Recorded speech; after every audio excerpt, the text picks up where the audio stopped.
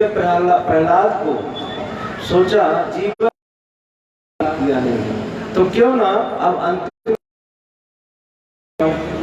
तो होलिका ने अपना चादर उड़ा दिया और स्वयं जल जल करके राख हो गई।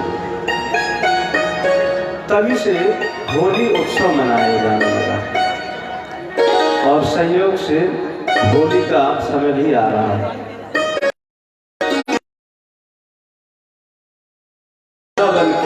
बड़ी गजब की होली होती है, जो लठमार होली होती है। आप लोग शायद कोई गया,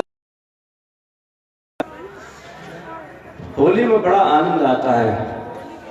हम तो एक बार थे होली में वृंदावन,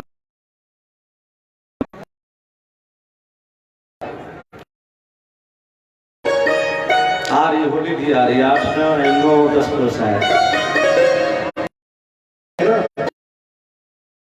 मैं का नाम पे डाल गयो रे रंग होली, रंग होली में का नाम पे डाल गयो रे, रंग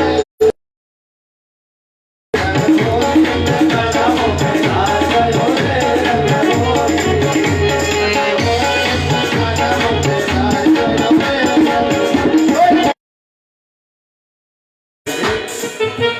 होली में लग जाए तो सब गड़बड़ हो जाएगा। अभी बाबा भगवान की कथा है और भगवान राम की जाकर की कथा है, इसीलिए होली को यही विश्राम देते हैं। और होली में तो लोग मक्खी गाइएगा। जिस समय महाराज अभी बहुत चीज लुटाने के लिए रखी है, सावधानी से रहिएगा तभी लूटने को मिलेगा। अगर गड़बड़ी करेंगे तो सब इसी तरह शंख गजराज रत्न निकले, मणि निकली, रंभा नाम की अप्सरा निकली और वारुणी नाम की मदरा निकली, असुर ने ले लिया। उच्चैश्रवा नाम का घोड़ा निकला, उसको भी देवता ने ले लिया। इस प्रकार से मणियां निकल रही हैं और उसी में से माता लक्ष्मी प्रकट हुई। माता लक्ष्मी प्रकट हो गई और सभी देवता क्रमबद्ध लाइन से एक एक कतार में बैठे गए, हाथ में माला लिए हुए। आगे बढ़ी तो भगवान भोलेनाथ बैठे थे। माता लक्ष्मी ने सोचा ये तो बैरागी ठहरे, इनके गले में क्या माला डाला, कोई भरोसा नहीं कब समाधि लग जाए। और आगे चले तो दुर्वासा ऋषि बैठे थे। माता लक्ष्मी ने सोचा इनके क्रोध का कोई ठिकाना नहीं है। और आगे बढ़े तो मार्कंडे ऋषि बैठे, बोले ये भी ठीक नहीं है। इंद्र सीना तान के खड़े थे, बोले भाग जाते हैं अपनी गद्दी छोड़ करके। इस प्रकार से माता लक्ष्मी जा रही हैं और जब देखा आगे नारायण खड़े हुए सिर नीचे करके, माता लक्ष्मी ने सीधे गई और सीधे लक्ष्मी माता ने नारायण के गले में माला डाल दी। अभी तक नारायण अकेले थे, अब क्या हुए लक्ष्मी नारायण। बोली लक्ष्मी नारायण भगवान की जय हो। अभी तक नारायण अकेले थे और अब लक्ष्मी भी साथ हो गए, तो इसलिए इनका एक नाम हो गया लक्ष्मी नारायण। हलाहल नाम का विष निकला, सभी लोगों के पास गए, किसी ने उसको लिया नहीं। भगवान भोलेनाथ के पास गए, भगवान भोलेनाथ समाधि में बैठे हैं और समाधि में बैठे भोलेनाथ, सब लोग जगा रहे हैं, भगवान भोलेनाथ जग ही नहीं रहे हैं।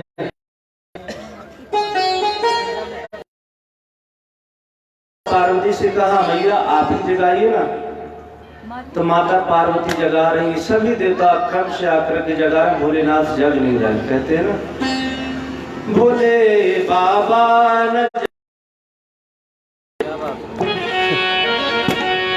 भोले बाबा न जागे जगाए हारी, भोले बाबा न जागे, भोले बाबा न जागे।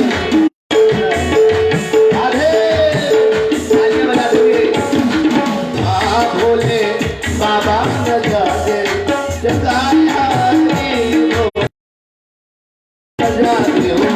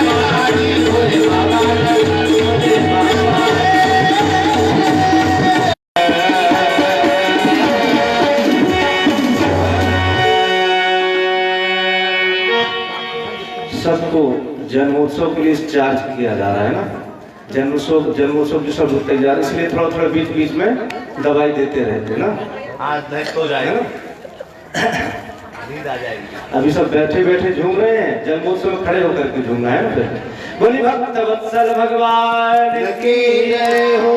देव देव जगन्नाथ देव देव महादेवा भूत भावन भावना। देवताओं ने स्तुति की भगवान भोलेनाथ की। भगवान भोलेनाथ ने कहा क्या है? बोले महाराज ये जहर का प्याला लेकर के आए। क्या? बोले आप पी लीजिए। और भगवान ने माता गौरा की तरफ देखा, पार्वती की तरफ देखा कि आपकी क्या इच्छा है। माता पार्वती ने एक क्षण भी विलंब नहीं किया, बोले महाराज पी जाइए।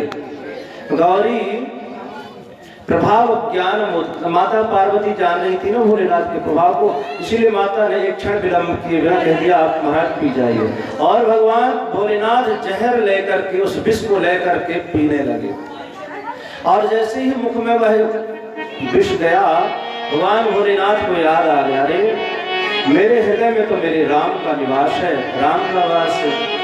अगर मैं उस जहर को अंदर ले जाऊंगा तो मेरे राम को नुकसान हो जाएगा, तब और अगर बाहर कर दूंगा तो संसार नष्ट हो जाएगा। तो क्या किया भोलेनाथ ने पता है? ना उसको अंदर ले गए ना बाहर छोड़ा, उसको कंठ में धारण कर लिया। और कंठ में धारण कर लिया, इसलिए उनका एक नाम क्या हो गया? नीलकंठ। बोले नीलकंठ भगवान की जय हो।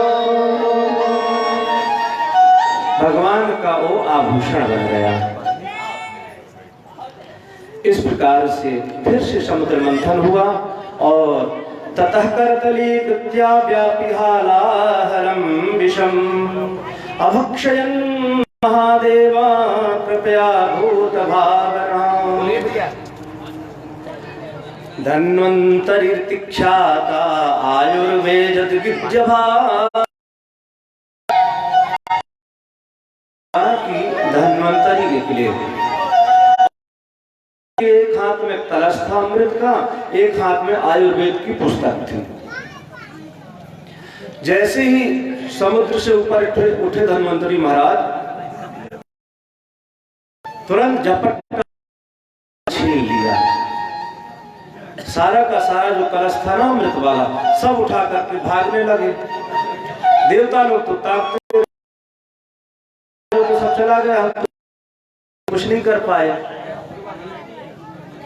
तब भगवान नारायण की स्तुति की, नारायण से प्रार्थना की। भगवान ने कहा चिंता मत करो, मैं करता।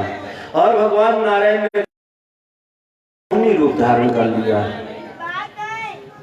भगवान ने सोचा कोई ये लांछन न लगा मेरे जीवन में कि भगवान ने जितने अवतार लिए सभी पुरुषों के अवतार थे, इसलिए इस बार भगवान स्त्री के रूप में आ गए और विश्व मोहिनी के रूप में आ गए भगवान। और दूर एक खेल रही है। असुर लोग भागे भागे जा रहे थे कलश लेकर के अमृत का। उधर देखा, अरे इतनी सुंदर स्त्री कहाँ से आ गई। अब तो कलश भूल रहे हैं और उसकी और ध्यान उनका चला गया। पूछे महाराज आप कौन है? बोले बस यही भ्रमण कर रही थी मैं तो। तुम कस्यासि को वायम सायाम यश सोचसी। आप कौन है देवी? लोग चुप जाते हैं। तो राहु ने क्या किया कि देवताओं का रूप बना लिया, भेष बना लिया और सूर्य और चंद्रमा के बीच में आके बैठ गया। तो भगवान तो पंक्तिबद्ध पिला रहे हैं अमृत। भगवान ने सोचा पंक्तिबद्ध सब लोग बैठे हैं, अगर मैं उसको नहीं पिलाऊंगा तो ये तो गड़बड़ हो जाएगा। एक पंक्ति में अगर सब लोग, कई लोग बैठे हैं तो पंक्ति में भेद नहीं करना चाहिए, सबको हर चीज देनी चाहिए। भगवान ने सोचा अगर मैं उसको नहीं दूंगा तो पंक्ति भेद हो जाए। भगवान ने सबको पिला दिया, परंतु सूर्य चंद्रमा से रहा ना गया। एक तरफ से सूर्य ने अपना प्रकाश छोड़ दिया, एक तरफ चंद्रमा ने फोकस कर दिया। बोला महाराज ये तो राक्षस बीच में बैठा। तुरंत भगवान ने चक्रसूर्य छोड़ दिया और छेद कर दिया। केतु कहलाया और ऊपर का जो था वो अमर हो गया। इस और असुर लोग वंचित हो गए। असुरों ने कहा हमारे साथ छल हुआ है और भीषण संग्राम हो गया असुर और देवताओं में। महाराज बलि थे, बलि घायल हो गए और बलि को ले जाकर के महाराज शुक्राचार्य जी के पास गए। शुक्राचार्य जी ने अपनी अमृत संजीवनी विद्या से बलि को जीवित कर दिया। बलि जीवित हो गए और कहा महाराज अब यज्ञ करो। कौन सा यज्ञ? स्वर्ग विजय प्राप्त करने वाला यज्ञ। बलि आ रहे हैं और बलि ने यज्ञ किया। और इधर क्या हुआ कि एक दिन की बात है कि महाराज बृहस्पति गए स्वर्गलोक में। इंद्र ने उनकी अवहेलना कर दी, इंद्र ने उनका तिरस्कार कर दिया। बृहस्पति जी नाराज होकर वहां से आ गए और जैसे ही बृहस्पति ने त्याग दिया इंद्र को, स्वर्ग को, शुक्राचार्य ने कहा बलि से जाकर के आक्रमण कर दो स्वर्ग पर, क्योंकि देवताओं ने अपने गुरु को त्याग दिया है। पुत्र प्राप्ति के लिए भागवत में पयोव्रत बताया गया है और संयोग से फाल्गुन मास चल रहा है। फाल्गुनस्य शते पक्षे, फाल्गुन मास की प्रतिपदा से इसको प्रारंभ करना, शुक्ल पक्ष प्रतिपदा से 12 दिनों का देवी व्रत करना है आपको। और उसमें क्या करना है? बोले पयोव्रत है, अर्थात उसमें पयः पान अर्थात दूध का पान करना है। और नमो भगवते वासुदेवाय द्वादशाक्षर मंत्र का जप करना है 12 दिन तक। और नियम से देवी आप उस व्रत को करेंगी तो जरूर भगवान नारायण आप यहाँ साक्षात प्रकट होंगे। माता अदिति उस व्रत को नियम से कर रही हैं। एक दिन भगवान नारायण आए और आशीर्वाद दिया। माता से कहा माँ आप मुझे प्राप्त करने के लिए व्रत करिए, चिंता मत कीजिए, मैं जरूर आप यहाँ आऊँगा। और देखते देखते वो समय आ रहा है। श्रोणायाम श्रवणद्वादश्यां मुहूर्ते विदित प्रभु सर्वे नक्षत्र ताराद्या चक्रुस्तज्जन्म दक्षिणा। भाद्रपद महीना शुक्ल पक्ष द्वादशी तिथि और बिल्कुल वातावरण अनुकूल हो गया। मंदम मंदम जलधरा, सुगंधित वायु बहने लगी। और अभिजित मुहूर्त में श्रोवणायाम श्रवणद्वादश्यां मुहूर्ते विदित प्रभु, अभिजित मुहूर्त में वामन भगवान प्रकट। बोली वामन भगवान की। और वामन भगवान प्रकट हो गए। देखते देखते वामन अंगुल के हुए। माता अदिति बड़ी प्रसन्न हो गई। देवता लोग आए और तरह तरह के उनके संस्कार हुए। तम वटुं वामनं दृष्ट्वा मोदमाना महर्षयः कारयामास विधिवन् पुरस्कृत्य प्रजापतिम्। यज्ञोपवीत संस्कार हो रहा है वामन भगवान का और सभी लोग अपने अपने इच्छा के अनुसार उनको सभी चीजें भेंट कर रहे हैं। कम रखिए सभी लोग अपनी इच्छा के अनुसार उनको भेंट दे रहे हैं। कोई कमंडल दे रहा है, कोई छाता दे रहा है, कोई जनेऊ पहना रहा है, कोई और कौपीनाच्छादनम। माता अदिति ने देखा मेरा पुत्र अभी नंगा ही है, तो माता अदिति ने क्या किया? कौपीनाच्छादनम। माता अदिति ने कौपीन पहना दिया। कमंडलम वेदगर्भान, भगवान ब्रह्मा ने कमंडलू दे दिया, कमंडल दे दिया। कुशान सप्तर्षयो ददु, सप्तर्षियों को कुशा दे दिया, कुशा का आसन प्रदान कर दिया वामन भगवान को।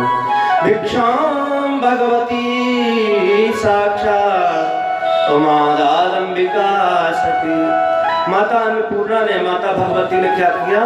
भिक्षा पात्र दे दिया। अब भिक्षा पात्र लेकर के भगवान वामन सबके पास जा रहे भिक्षा लेने के लिए। भिक्षा लिया और जाकर के गुरुदेव को समर्पित करने लगे। महाराज बृहस्पति ने कहा इतनी सी भिक्षा से मुझे कुछ नहीं होगा, क्या चाहिए? मुझे जाकर के त्रैलोकी का राज बलि से ला करके दे दो। चिंता मत कीजिए गुरुदेव, आप प्रतीक्षा कीजिए, मैं जा रहा हूँ। और वामन भगवान वहां से जा रहे हैं, कहाँ? बलि के यहाँ। बलि यज्ञ कर रहे हैं, नर्मदा जी के तट पर यज्ञ कर रहे हैं दिग्विजय के लिए, इंद्रपद प्राप्त करने के लिए। और वामन भगवान जा रहे हैं, पीछे पीछे देवता लोग उनकी स्तुति कर रहे। कैसे? हरि बामन का रूप बनाए, हरि बामन का रूप बनाए, बलि राजा को छलने आए। हरि बामन का रूप बनाए, बलि राजा को छलने आए। हरि बामन का रूप बनाए, बलि राजा को छलने आए। बामन का रूप बनाए, बलि राजा को छलने आए। हरि बामन का रूप बनाए, बलि राजा को छलने आए।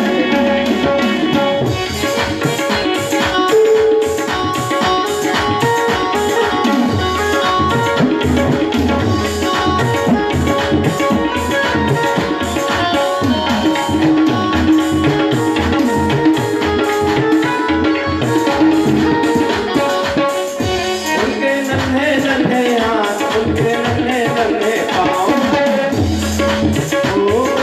नन्हे नन्हे हाथ, उनके नन्हे नन्हे पाँव, उनके नन्हे नन्हे हाथ, उनके नन्हे नन्हे पाँव, उनके नन्हे नन्हे हाथ, उनके नन्हे नन्हे पाँव। उनके घुंघराले केश सुहाए, उनके घुंघराले केश सुहाए, हरि बामन को छलने,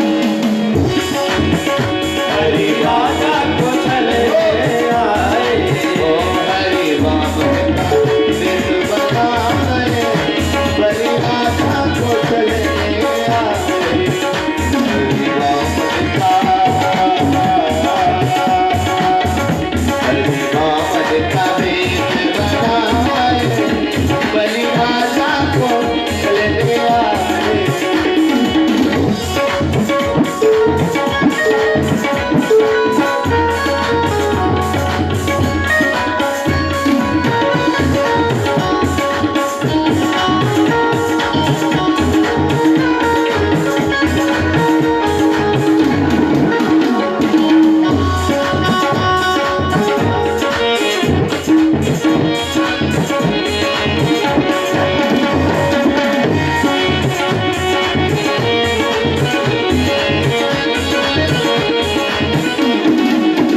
तिलक माथे सुहाए, सिर पे चोटी बढ़ाए, तिलक माथे सुहाए, सिर पे चोटी बढ़ाए, तिलक माथे सुहाए, सिर पे चोटी बढ़ाए, तिलक माथे सुहाए, सिर पे चोटी बढ़ाए। कानों में कुंडल सुहाए, कानों में कुंडल सुहाए, बलि राजा को छलने आए।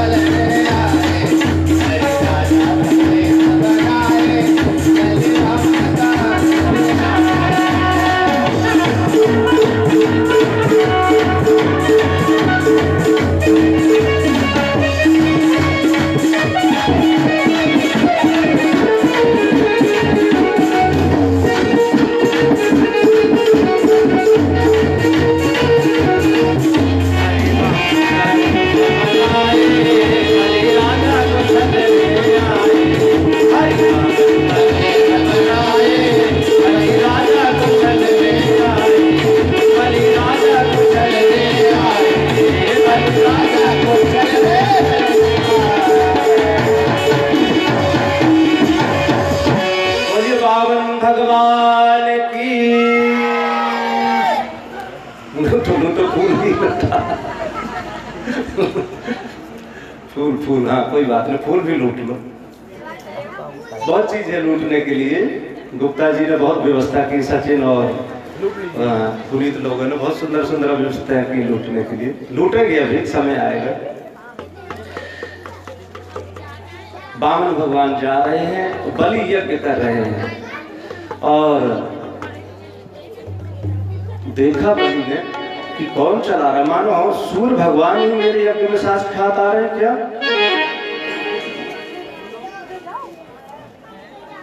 और धीरे धीरे वामन भगवान पहुंच गए बलि के दरवाजे पर। बलि ने देखा कोई अतिथि आ रहे हैं और तुरंत बलि तैयार हुए, खड़े हुए चलने के लिए। शुक्राचार्य ने मना किया, रुको ठहरो, कहाँ जा रहे हो तुम, यज्ञ में संकल्पित हो, कहाँ जा रहे हो। बोले महाराज देख रहे कोई अतिथि आ रहा है, उसका स्वागत करना चाहिए हमको। बलि माने नहीं और चल दी उठ करके आसन से। यज्ञ चल रहा था फिर भी बीच में छोड़ करके चल दी। और जैसे ही देखा तम्बटुम्बामरं दृष्ट्वा मोदमानां हर्षया अहो ब्राह्मणदायाना वाचस्ते वृद्धसम्मतः त्वं बालो बालिष्मती। अब वो चुप्पा नहीं बैठेंगे, अब उनका समय आ रहा तो चुप्पा कैसे बैठेंगे। और इतनी सुंदर व्यवस्था करेगा और करवाए तो चुप्पा कैसे बैठेंगे उसका। देख रहे हैं पूरा टोकरी भरी, कैसे चुप्पा बैठेंगे। और अब और चुप्पा नहीं बैठेंगे। और चुप्पा नहीं बैठेंगे। बोली भक्तवत्सल भगवान की।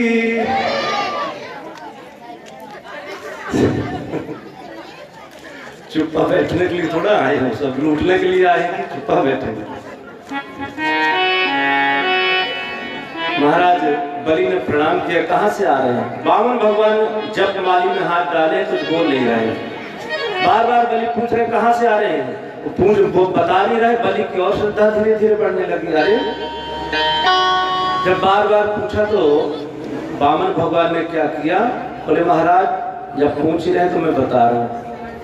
और कहा महाराज आपका स्वागत करना कोई बड़ी बात नहीं, आपके पूर्वज भी हुए, प्रहलाद हुए, विरोचन हुए और जाने जाने किन किन का नाम ले लिया, हिरण्यकश्यप, हिरण्यक। अब बलि ने सुना, अरे मेरे जो दादा परदादाओं का जो नाम ले रहे हैं, इसका मतलब बहुत कुछ ही जानते हैं, बहुत तपस्वी ब्राह्मण है। बलि ने कहा आइए क्या चाहिए आपको। मेरे दरवाजे पर कोई भी आता है खाली नहीं जाता है। वामन भगवान ने कहा हमको कुछ नहीं चाहिए। बलि ने कहा ना मेरे यहाँ आए हो तो कुछ ना कुछ तो आपको लेकर के जाना ही पड़ेगा। बार बार आग्रह कर रहे हैं बलि महाराज, वामन भगवान मना कर रहे। जब बार बार आग्रह किया तो वामन भगवान ने कहा अगर देना चाहते हो तो हमको 3 पग पृथ्वी दे दो। वामन भगवान ने जब इस प्रकार से कहा तो बलि को बड़ी जोर की हंसी आ गई कि देखो इस छोटे से बालक को थोड़ा भी नहीं लग रहा, 3 पग पृथ्वी मांग रहे हैं। वामन भगवान ने कहा एक बात और सुन लो, 3 पग पृथ्वी वो भी हमारे पैर से। वामन भगवान ने जब ऐसे कहा तो बलि को और जोर की हंसी आई। बोल बताओ इतना छोटा सा 52 अंगुल का बालक को कह रहा अपने पैर से नापेगा। बलि ने कहा मुझे बड़ा संकोच लग रहा है, लोग क्या कहेंगे कि राजा बलि के दरवाजे पर गया कोई ब्राह्मण और 3 पग पृथ्वी मांगी उसने, ले लीजिए आप जहां से आपको चाहिए। वामन भगवान ने कहा ना ऐसे कैसे ले ले, हमने ऐसे ले लिया, बाई चांस आगे चलते तुम्हारे पुत्र पौत्र आदि होंगे हमसे छीन लेंगे तो हम क्या कर पाएंगे। तो क्या करना होगा, बोले उसके पहले लिखा पढ़ी करो, पूरी रजिस्ट्री करो, तब हम मानेंगे। अर्थात संकल्प करो, उसका दान का संकल्प करोगे तभी हम स्वीकार करेंगे। वामन भगवान ने जब इस प्रकार से कहा, बलि ने कहा महाराज कैसी बात कर रहे हैं आप, 3 पग पृथ्वी के लिए कह रहे हैं, त्रैलोकी के राजा के पास आकर के कह रहे हैं संकल्प करके दूं। महाराज वामन ने कहा ना अगर देना चाहे तो 3 पग ही लेंगे और संकल्प से लेंगे। बार बार संकल्प का आग्रह कर रहे थे वामन भगवान। शुक्राचार्य दूर से खड़े देख रहे थे। शुक्राचार्य ने कहा कुछ ना कुछ गड़बड़ हो रही है यहाँ पे।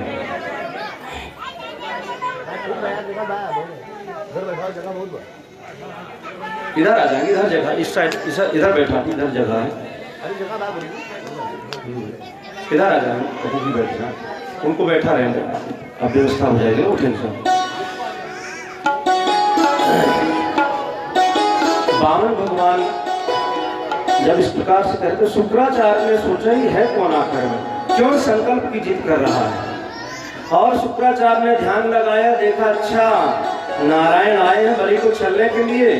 तुरंत बलि का हाथ पकड़ा और कहा महाराज ए सवेरो चने साक्षात भगवान विष्णुरव्ययः कश्यपादित्यर्जातो देवानां कार्य साधकः। अरे बलि ये कोई साधारण व्यक्ति ने, ए सवेरो साक्षात विष्णुरव्यय, ये साक्षात नारायण साक्षात विष्णु है। और किस लिए आए? देवानाम कार्य साधका, देवताओं के कार्य को साधने के लिए आए। तुम उनको मना कर दो।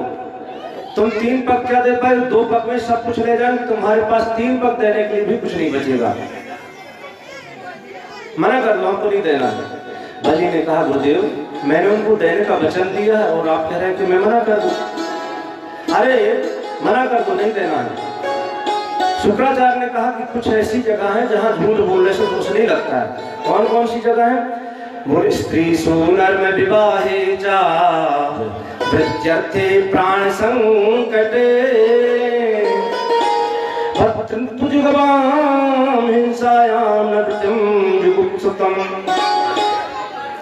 स्त्री सुनर में विवाहे जा, स्त्रियों से अगर शुक्राचार्य कह रहे हैं अगर स्त्रियों से झूठ बोलना पड़ जाए किसी बात के लिए तो झूठ बोलने में दोष नहीं है। स्त्री सु नर विवाहिता, किसी कन्या का विवाह नहीं हो रहा है, अगर हमारे थोड़े से झूठ बोलने से उस कन्या का विवाह हो जा रहा है तो झूठ बोलने में दोष नहीं है। वृत्यर्थे प्राण संकटे, किसी की आजीविका खतरे पर हो और आजीविका पर किसी प्रकार का संकट हो, अगर हमारे झूठ बोलने से उस व्यक्ति की आजीविका बच जाए तो झूठ बोलने में दोष नहीं है। स्त्री सुनर में विवाहे जा वृत्यर्थे प्राण संकटे, किसी का प्राण संकट हो, कोई व्यक्ति प्राण संकट में हो, मान लीजिए कोई कसाई गाय को लेके जा रहा है और हम वहीं पर खड़े हैं, हमने देख लिया कि गाय इधर जा रही है और गाय उस कसाई से छूट करके भाग गई दूर। हमने देख लिया कि गाय उधर भाग गई है। पीछे से कसाई आए, पूछा महाराज आपने यहाँ से किसी गाय को देखा जाती हुई? अगर हमने कह दिया कि ना इधर से नहीं इधर गई है तो उसमें दोष नहीं लगेगा। वृत्यर्थे प्राण संकटे, किसी के प्राण संकट में हो तो झूठ बोलने से दोष नहीं लगता। गौ ब्राह्मणार्थे हिंसायाम, इस प्रकार से शुक्राचार्य कहते इसीलिए मना कर दो कि हमको कुछ नहीं देना। बलि ने कहा महाराज मेरे दोनों हाथों में लड्डू हैं, एक तरफ नारायण है और एक तरफ मेरा राज है। मान लीजिए ये नारायण है तो अगर इन्होंने ले लिया तो सब तो इन्हीं का दिया हुआ, और अगर ये मान लीजिए कोई माया भी है तो मेरे धनुष बाण से बचेंगे। और साधारण ब्राह्मण है तो ये 3 पग से ज्यादा लेगा नहीं, 3 पग में कितना लेगा? मुझे आप मत रोकिए। शुक्राचार्य ने तिरस्कार कर दिया बलि का और बलि ने किसी प्रकार की कोई बात नहीं मानी शुक्राचार्य की। बलि वहां से चले गए और शुक्राचार्य जैसे ही गए कि बलि ने जल लिया। वामन भगवान ने कहा जल लो, और जैसे ही जल लिया बलि ने शुक्राचार्य से अभी भी नहीं रह गया और शुक्राचार्य ने क्या किया कि जो कमंडल था ना, कमंडल की टोटी में जाकर के प्रवेश कर गए। अब वामन भगवान जल लेकर के गिरा रहे हैं, हाथ में जल गिर नहीं रहा है। बलि ने कहा महाराज जल क्यों नहीं गिर रहा? वामन भगवान ने कहा मुझे पता क्यों नहीं जल गिर रहा है, अभी तो आप ही बताता है। और एक कुश लिया और कुश लेकर के उस टोटी में छेद कर दिया और शुक्राचार्य की एक आंख नमो नारायण शुक्राचार्य रोते रोते भागते दौड़ते दौड़ते वहां से चले गए और बलि ने संकल्प कर दिया। वामन भगवान ने कहा, संकल्प किया, अब चरण धो, और चरण धोया, बोले चलो अब प्रणाम करो। और जैसे ही बलि ने प्रणाम किया वामन भगवान को, वामन भगवान ने धीरे धीरे धीरे धीरे धीरे पैर अपना चरण उठाना प्रारंभ कर दिया और उठाते जाकर ब्रह्मांड में जाकर के टकराया पैर और ब्रह्मांड का भेदन कर दिया। वहां से एक जल धार निकली, ब्रह्मा जी ने चरण धोया और उस जल को अपने कमंडल में लिया। कालांतर में वही गंगा जी के रूप में कालांतर में प्रकट हुई। एक पैर से ब्रह्मांड को नाप लिया, तो दूसरे पैर से त्रैलोकी को नाप लिया। वामन भगवान ने कहा, बताओ तीसरा पैर कहाँ है?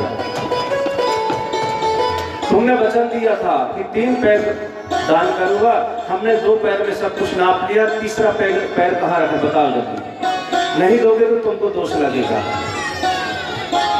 बलि बड़े धर्म संकट में पड़ गए कि वचन दिया है,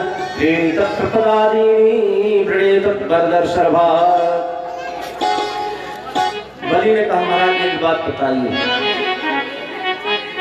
कि दान देने वाला बड़ा है कि दान बड़ा है? बोले दान देने वाला बड़ा है। तो बोले अभी तक आपने मेरे धन संपत्ति का तो नापा है, धन संपत्ति ली है, और अभी मैं बाकी हूँ, आप मुझे नाप लीजिए। और वामन भगवान ने बलि के चरण पर सिर कर दिया और बलि बावन के हो गए, बावन बलि के हो गए। और इसके बाद वरुण पास से बांधा था बलि को छुड़वा दिया वामन भगवान ने। वामन भगवान ने कहा, वरदान मांगो, क्या चाहिए? और प्रहलाद जी स्तुति करते हैं, प्रहलाद जी वामन भगवान की। बलि की जो पुत्री है वो भी वही थी। क्रीडार्थमात्मन इदं त्रिजं जगत्ते,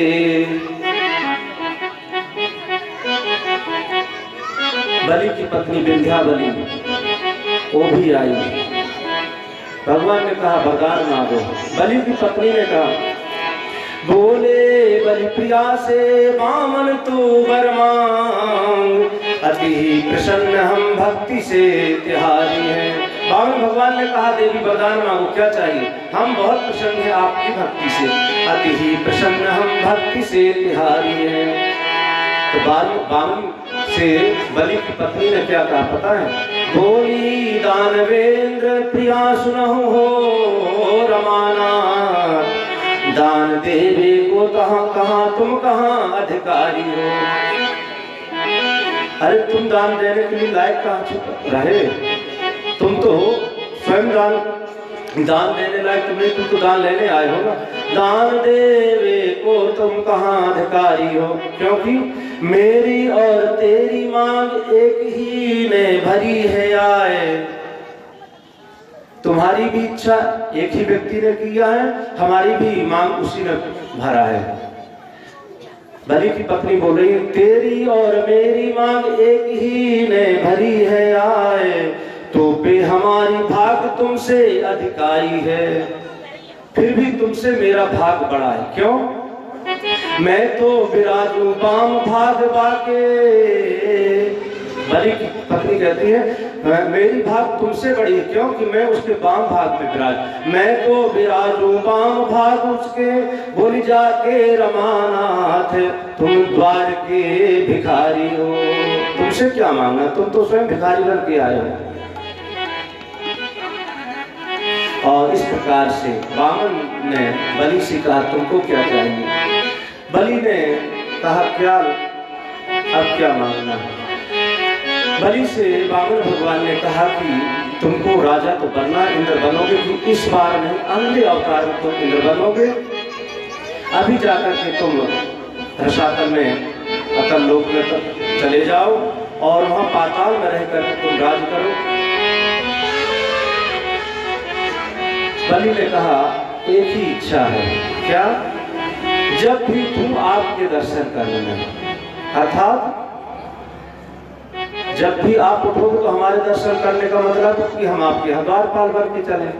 बोले मैंने तो नहीं कहा कि आप द्वारपाल बन जाइए, मैं चाहता हूँ कि मैं आपके हमेशा दर्शन करूँ। तो एक रूप से वामन भगवान इंद्र के साथ चले गए, उपेंद्र नाम पड़ा, और एक रूप से वामन भगवान के साथ पाताल लोक में चले गए।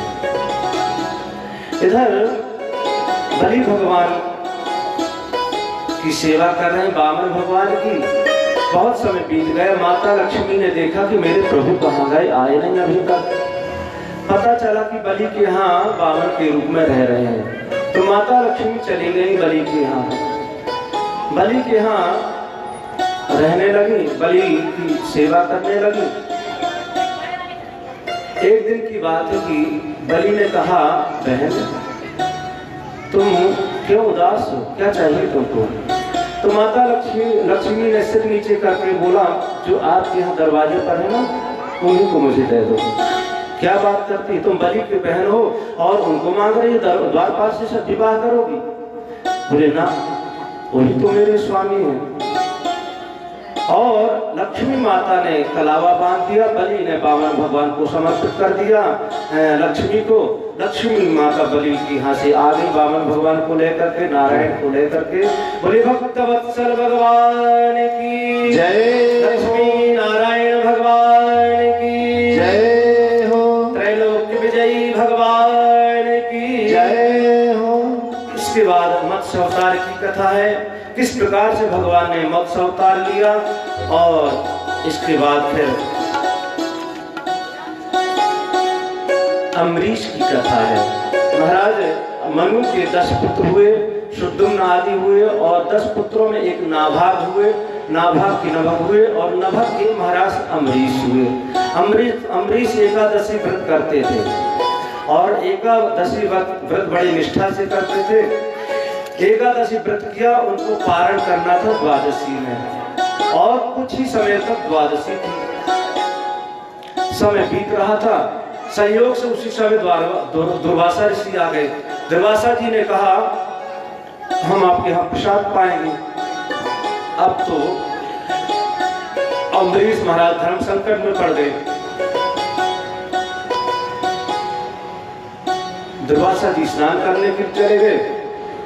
समय बीत रहा था, सोचे अम्बरीश की क्या किया जाए, ब्राह्मणों को बुलाए, द्वारों को बुलाए कि क्या करना चाहिए। बोले महाराज एक काम है कीजिए। क्या? बोले चरणोदक लेने से दोष नहीं लगता, पारण भी हो जाएगा। तुलसी तक चरणोदक भगवान का ले लेंगे तो पारण भी हो जाएगा और दोष भी नहीं लगेगा। तो अम्बरीश ने क्या किया कि भगवान का चरणोदक ले लिया और पारण कर लिया। दुर्वासा आए, देखा अरे हमारे खाने से पहले, भोजन करने से, प्रसाद पाने से पहले इसने पारण कर लिया। क्रोध में आकर के कृत्या प्रकट कर दी। अब तो जो कृत्या प्रकट की वो महाराज दुर्वासा के पीछे चलने लगी। दुर्वासा आगे आगे जा रहे, पीछे पीछे कृत्या जा रही। दुर्वासा तीनों लोग ग्रहण करते रहे। ब्रह्मा के पास गए, नारायण के पास गए, किसी ने रक्षा न की, शंकर के पास गए। नारायण ने कहा अगर तुम चाहते हो तुम्हारी रक्षा कोई कर सकता है तो अम्बरीश ही कर सकता है। अम्बरीश के पास गए, प्रार्थना, अम्बरीशो महाभागा सप्तद्वीपवती मही। अम्बरीश के पास आकर क्षमा मांगी और दुर्वासा के साथ बैठ कर अम्बरीश ने प्रसाद पाया। इसके बाद हरिश्चंद्र आदि, शंकु आदि की कथा सुनाते हैं सुखदेव स्वामी परीक्षित को। और इन्हीं के वंश में इक्ष्वाकु आदि राजा हुए। इक्ष्वाकु के मानधाता और मानधाता के शौभे युवनाश आदि राजा हुए। युवनाश के ही आगे चल के अनेक राजा हुए और रोहित हुए। रोहित के ही महाराज सगर हुए। सगर के 60,000 पुत्र हुए और एक पत्नी से असमंजस हुआ। 60,000 पुत्र थोड़ा बदमाशी करते थे। एक बार यज्ञ किया महाराज सगर में और उस यज्ञ को इंद्र चुरा करके ले गए। इंद्र चुरा करके ले गए। सगर के 60,000 पुत्र खोज रहे हैं उस यज्ञ के घोड़े को। खोजते खोजते चले गए तो गंगा सागर में गए जहां पर कपिल जी का आश्रम था। उस घोड़े को इंद्र ने जाकर के वहां बांध दिया। इंद्र ने वहां जाकर फिर उस घोड़े को बांध दिया। सगर के पुत्रों ने देखा अच्छा तो यही चोर है और जाकर के अनाप शनाप बकने लगे। क्या क्या बोल दिया। महाराज कपिल ने जैसे अपने नेत्रों को खोला, आंखों को खोला कि सारे के सारे पुत्र जल करके राख हो गए। देखते देखते सभी पुत्र जल करके राख हो गए। असमंजस खोजते खोजते गए, पता चला कि सारे के सारे पुत्र राख हो गए। कपिल महाराज ने कहा अगर इनके शरीर से, इनकी राख से गंगा का स्पर्श हो जाएगा तो इनकी मुक्ति हो जाएगी। तो गंगा की तपस्या किया असमंजस ने, कई राजा अंशुमान ने तपस्या की और कोई गंगा को नहीं ला सका। तो इन्हीं के वंश में एक राजा हुए भगीरथ। भगीरथ ने घोर तपस्या की गंगा माता की और गंगा माता प्रकट हुई। और गंगा माता ने कहा मैं प्रकट तो हो रही हूँ परंतु मुझे धारण कौन करेगा? मेरा इतना वेग तेज रहेगा कि अगर मुझे कोई धारण नहीं करेगा, रोकेगा नहीं तो मैं सीधे पृथ्वी को तोड़ करके फोड़ करके रसातल में चली जाऊंगी। तो क्या किया जाए? कौन आपको धारण करेगा? बोले शंकर भगवान मुझे धारण कर सकते हैं। भगीरथ ने भगवान भोलेनाथ की तपस्या की, शंकर भगवान की तपस्या की। शंकर भगवान ने कहा चिंता मत करो, बोलो गंगा को नीचे आए। और गंगा माता नीचे प्रकट हुई और शंकर भगवान ने अपनी जटाओं को खोल लिया। सारा का सारा गंगा का जो जल था, गंगा जी समाहित हो गई जटाओं में। अब गंगा जी उसी जटाओं में भ्रमण कर रही हैं। भगवान शंकर ने कहा बड़ा अभिमान था तुमको कि मेरे वेद को धारण कौन करेगा? अब निकलो, कहां से निकलोगी? भगीरथ ने प्रणाम किया भोलेनाथ को, भगवान आप तो मुक्त कर दीजिए। तो भगवान भोलेनाथ ने एक जटा को लिया और निचोड़ दिया। गंगा माता चल रही है, आगे आगे जो भगीरथ का रथ चल रहा है, पीछे पीछे गंगा माता जा रही है। कई देशों पर्वतों को पार करते हुए गंगा माता आई और धीरे धीरे धीरे आगे बढ़ी। एक जगह गई तो एक ऋषि का आश्रम था, नाम था उनका जन्मू। जन्मू ऋषि थे और उनका आश्रम भी बहाते जा रही थी गंगा माता। जन्मू ऋषि ने देखा रे मेरा आश्रम बह रहा है, तो जन्मू ऋषि ने हाथ लगाया और सारा का सारा जलपान कर दिया। पीछे मुड़ करके देखा भगीरथ ने गंगा माता कहाँ गई, आश्चर्य में पड़ गए। पूछा महाराज कहाँ गए? बोले हमको बहुत जोर की प्यास लगी थी, हमने सारा का सारा जल पी लिया। अब क्या किया जाए महाराज, कुछ कीजिए। तो जन्मू ऋषि ने क्या किया, अब मुख से निकाल देंगे तो जूठी कहलाएंगे। तो कहते हैं जन्मू ऋषि ने अपनी जंघा को फाड़ करके प्रकट किया है और गंगा माता चल रही है, इसलिए उनका एक नाम जाह्नवी पड़ा है। भगवान शंकर की जटा से निकली एक नाम उनका जटा शंकरी पड़ा है। भगीरथ लेकर के आए थे इसलिए उनका एक नाम भागीरथी पड़ा है।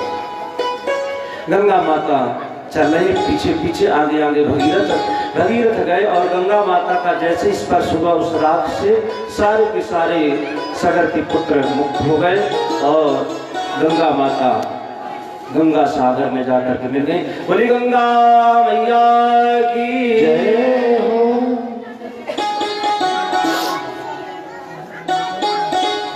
कहाँ ध्यान है भाई?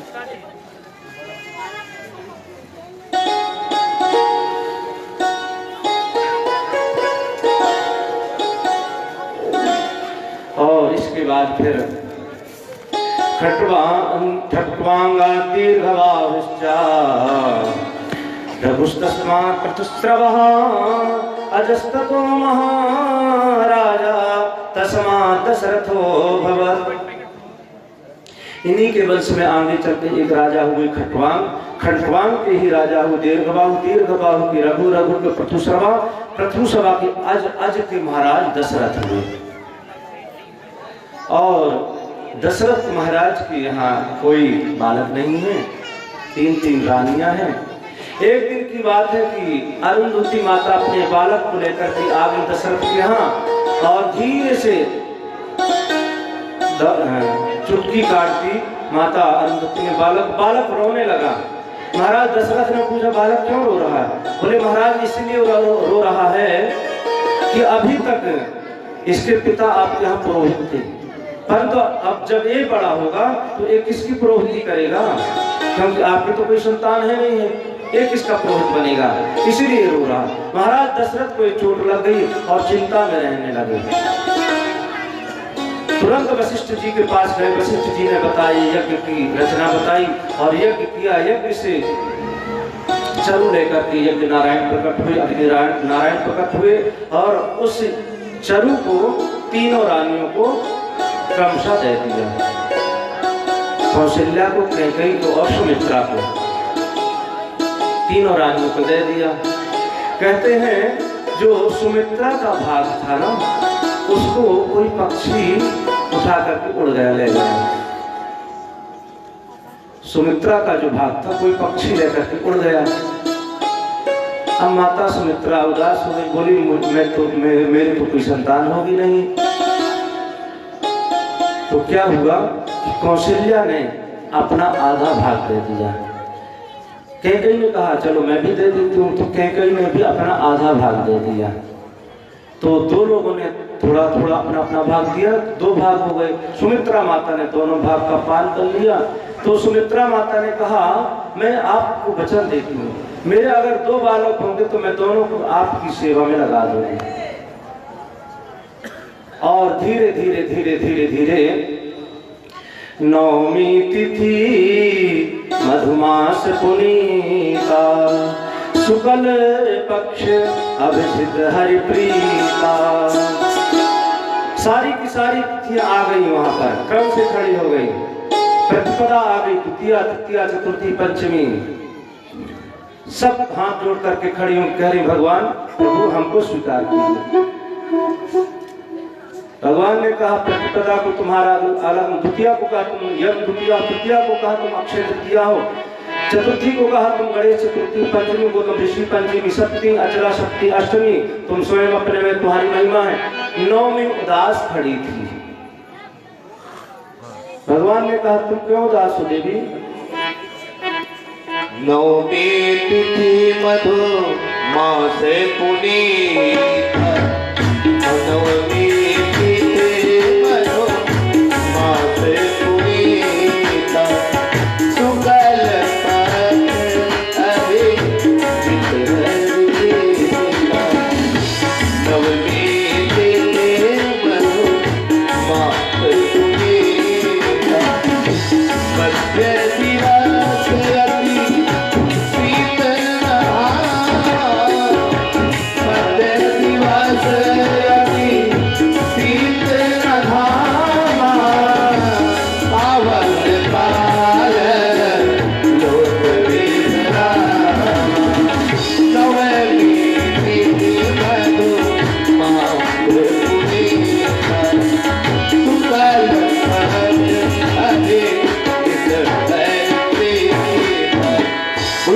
भगवान की। नौमी तिथि हाथ जोड़ करके खड़ी थी और दोपहर का समय है, चैत्र का महीना है, अभिजीत मुहूर्त है। और देखते देखते सारे अवधवासी, अयोध्या के जो वासी हैं, नगर वासी, सब के सब महाराज दशरथ के दरवाजे पर, द्वार पर आकर के एकत्रित हुए, भीड़ लगा लिए और सब लोग एकत्रित हैं। प्रभु साक्षात चतुर्भुज रूप में प्रकट, भय प्रकट कृपाला दीन दयाला कौशल्या हितकारी, भय प्रकट कृपाला दीन दयाला कौशल्या हितकारी, हर्षित महतारी मुनिवन हारी, अद्भुत रूप विचारी।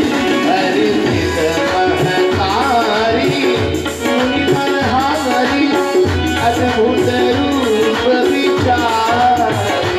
लोचन हरे रामा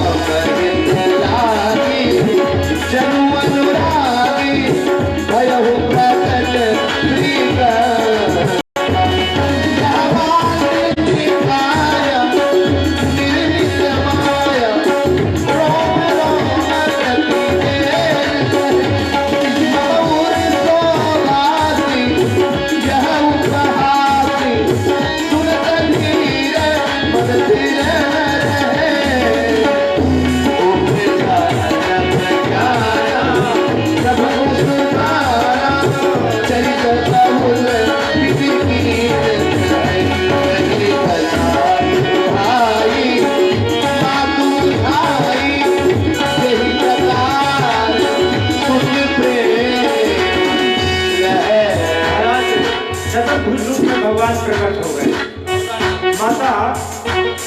माता ने कहा महाराज आपको मैंने बालक के रूप में कहा था और आप चतुर्भुज रूप में आ गए। ये तो बालक है, ये तो पिता का रूप है, तो क्या करना है?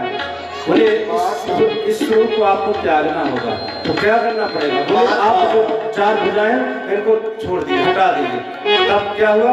माता बोली बोली सोमति डोली गजमुनाथ यरो कीजे विधुलीला सप्रिय लीला यह सुख परमयनो कौशल्या बोली, कौशल्या माता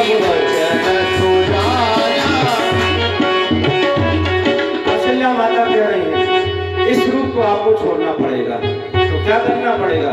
बोले की जय सुख लीला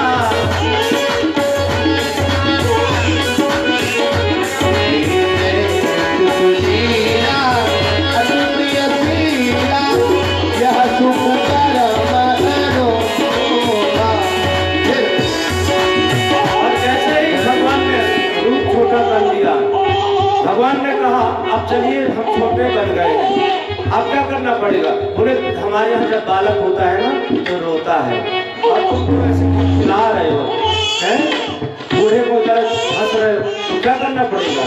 बोले छोटी बचन सुजाना रोजा कोई बालक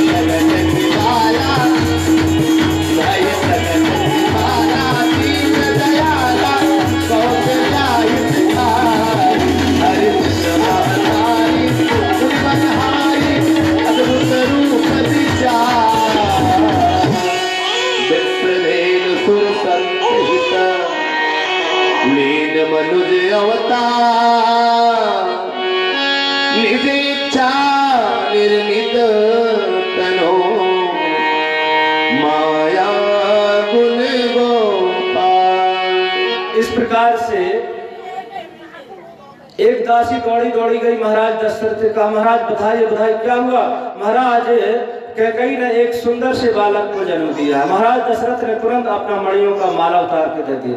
दूसरी दासी दौड़ी दौड़ी गई महाराज बताइए बताइए क्या हुआ? बोले महाराज कौशल्या माता ने एक सुंदर बालक को जन्म दिया। दशरथ तो मानो नाचने लगे। जब तक तीसरी दासी गई बोले महाराज बताइए क्या हुआ? बोले महाराज एक एक नहीं 2-2 बालकों को जन्म दिया। किसने? सुमित्रा माता।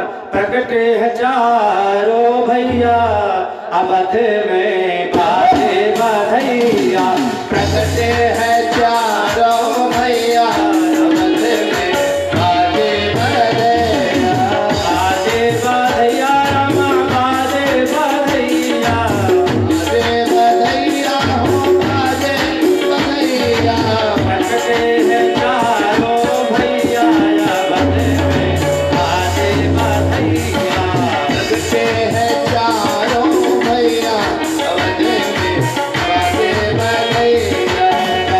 गलियन गलियन धूम मची है, गलियन गलियन धूम मची है, बाज रही सहनैया अवध में बाजे बधैया, बाज रही सहनैया अवध में बाजे बधैया, प्रकटे हैं चारों भैया अवध। इस तरह नहीं चलेगा, खड़े होकर के मस्ती से एक बार खड़े हो जाएंगे तब आनंद आएगा। जय हो। प्रकटे हैं चारों भैया अवध में बाजे बधैया, प्रकटे हैं बधाई हो भैया अवध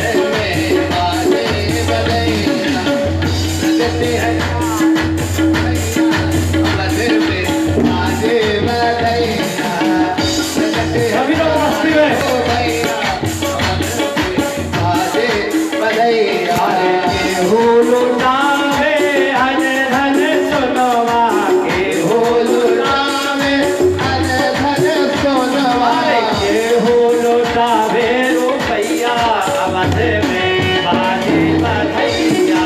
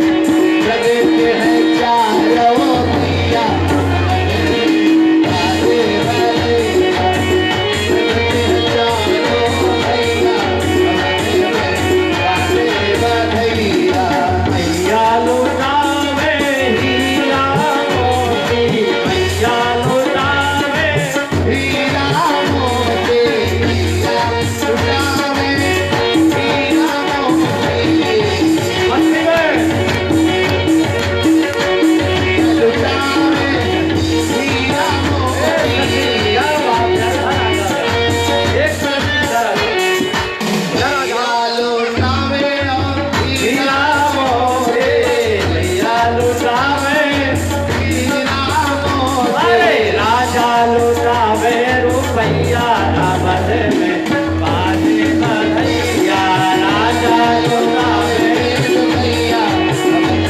बाजे बधैया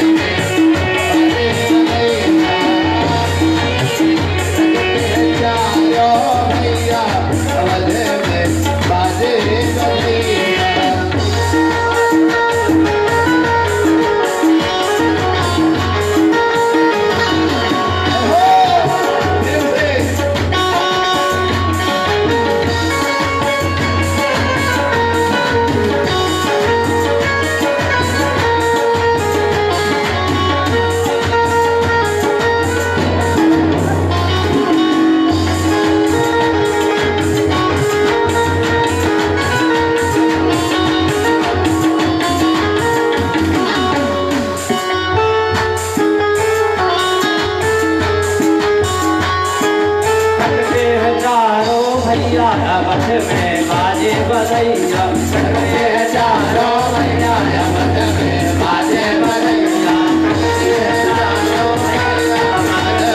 बाजे बधैया चारों भैया मत में बाजे बधैया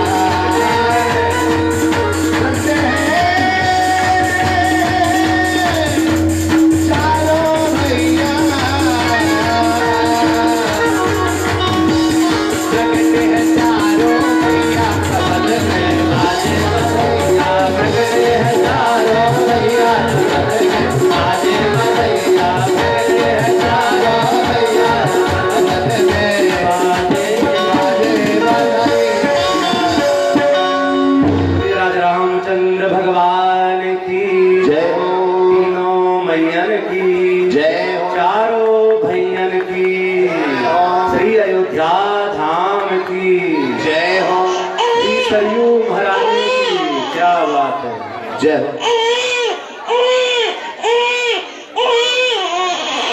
आ गए कन्हैया जी भी आ गए। अरे वाह,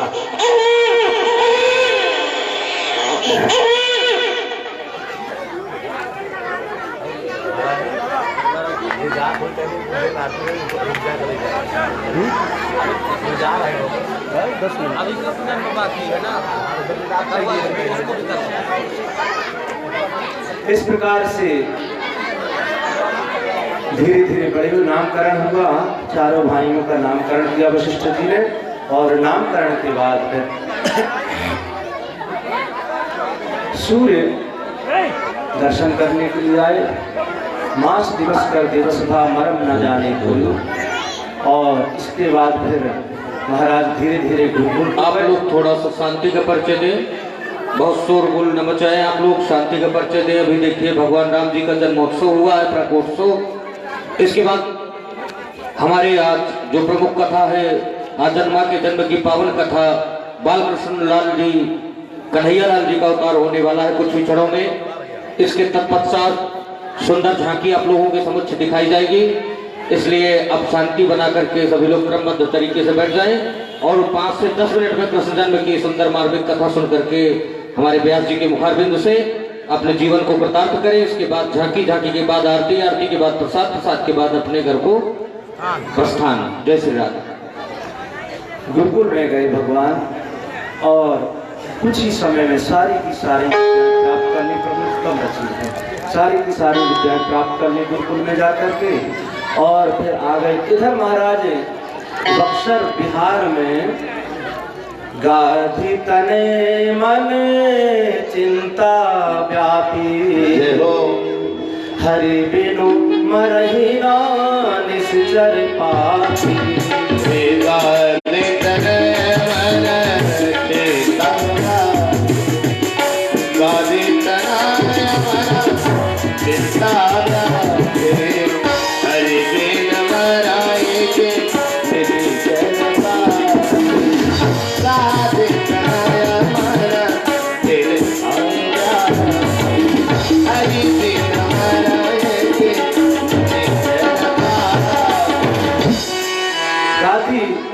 अर्थात विश्वामित्र को चिंता हो रही। आए दिन असुर लोग उनको यज्ञ को विध्वंस कर देते, खंडित कर देते हैं। विश्वामित्र को याद आ गया कि परमात्मा का अवतार हुआ है, दशरथ जी के यहाँ चलता हूँ उनके यहाँ। और महाराज दशरथ के दरबार में आ गए। जैसे ही सुना विश्वामित्र जी आए हैं, महाराज दशरथ ने स्वागत किया और बैठा दिया। महाराज राम आए, प्रणाम किया, एक तरफ खड़े हो गए। लखन लाए, उन्होंने प्रणाम किया, सभी ने प्रणाम किया। और दशरथ ने कहा महाराज मैं इस जोड़ी को लेने आया हूं। जिधर राम और लखन खड़े हुए थे, एक तरफ भरत और शत्रुघ्न थे, एक तरफ राम और लखन, तो बोले इस जोड़ी को लेने आया। और जैसे ही दशरथ ने सुना तुरंत उदास हो गए। बोले महाराज इतने वर्षों के बाद मुझे बालक हुए हैं, और आप कह रहे हैं कि मैं इनको वन में ले जाऊं। वहां तो जाने कितने कितने बड़े बड़े हिंसक जीव जंतु हैं, आप कह रहे हैं इनको लेकर के जाऊंगा। तरस रहे थे नृप बरस रहे थे नैन, नेक निज ध्यान इस ओर भी लाइए। सोनी थी गोद भवन सोना डूबता था, किसने बचाया यह बात मत भुलाइए। शुभ की कृपा से, शुभ संत की कृपा से, शुभ यज्ञ की कृपा से पुत्रवान अब कहाइए। उन्हीं सुर संत सुर यज्ञ पर संकट है, पठई के पुत्रगात उन्हें अब बचाइए। महाराज इनको आप दान दीजिए, इनको हमारे साथ भेजिए। और यज्ञ पर संकट है, ब्राह्मणों पर संकट, संतों पर संकट, इनको भेजिए। महाराज दशरथ ने कहा ये दोनों ललन मेरी आंखों के तारे, करूं कैसे मुनिवरे तुम्हारे हवाले। इन्हें छोड़कर चाहे जो आज ले लो, मेरी ताज ले लो, मेरी राज ले लो, लेकिन मगर जिंदगी के सहारे न मांगो, मगर जिंदगी के सहारे न मांगो। लखन राम मुनिवर हमारे, मगर जिंदगी के सहारे न मांगो। लखन राम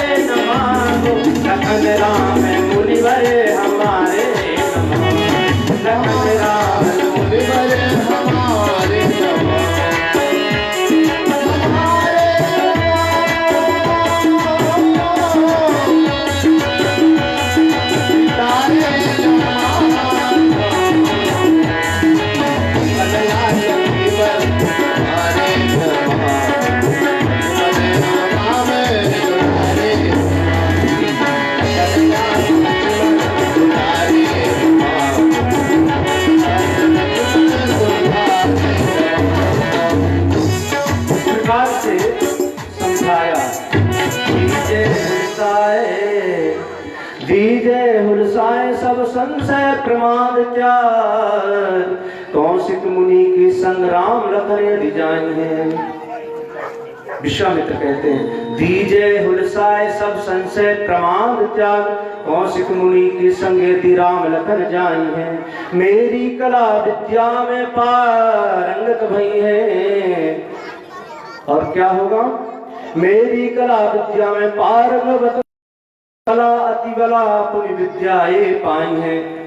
बला और अति बला ये विद्या पाएंगे तो क्या होगा? भूख नहीं, प्यास नहीं, कबहू उदास नहीं। उस विद्या का क्या प्रभाव होगा? बोले भूख नहीं लगेगी और प्यास नहीं लगेगी, क्योंकि आगे इनको बहुत से काम करने हैं ना। इसलिए मैं इनको ऐसा वरदान दूंगा कि इनको भूख प्यास नहीं लगेगी। भूख नहीं, प्यास नहीं, कबहू उदास नहीं। और दिन दिन अधिकाई कल तेज अधिकाई है, नारायण जुगल जाए ना दो जाएंगे। नारायण जुगल जाए आई है चतुर हो के, और चार अगर जाए तो आठ हो के आएंगे। चार अगर जाए तो आठ हो के आएंगे। तब वशिष्ठ मुनि बहुविध समझावा, चित संदेह मास उर्जावा। समझाया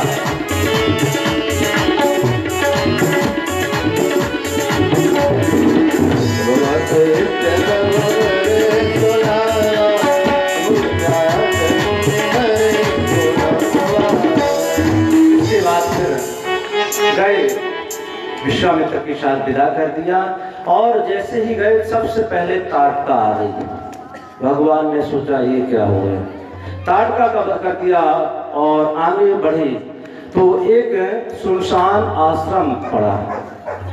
वहां पक्षी भी नहीं थे, पक्षियों का कलरव भी नहीं हो रहा था, बिल्कुल सुनसान जगह थी। एक स्त्री की मूर्ति को देखा राम जी ने। राम जी ने कहा भगवान गुरुदेव ये किस देवी की मूर्ति है? विश्वामित्र ने समझाया, बताया कि ये गौतम ऋषि की नारी है, नाम था अहिल्या। थोड़ा सा इससे अपराध हो गया, ऋषि ने श्राप दे दिया, तब से पत्थर की बन करके रह रही है। और आज संयोग से आप आए हैं राजन, तो आप इनके चरणों को स्पर्श कर दी, ये पवित्र हो जाएगी, ये अपने स्वरूप को प्राप्त कर जाएगी। भगवान राम ने बार बार मना किया, परंतु विश्वामित्र अनेक उदाहरणों के साथ समझाया तो परिषद पद पावन शोक न सावन प्रकट भई तब पूज गई। परिषद पद पावन शोक न सावन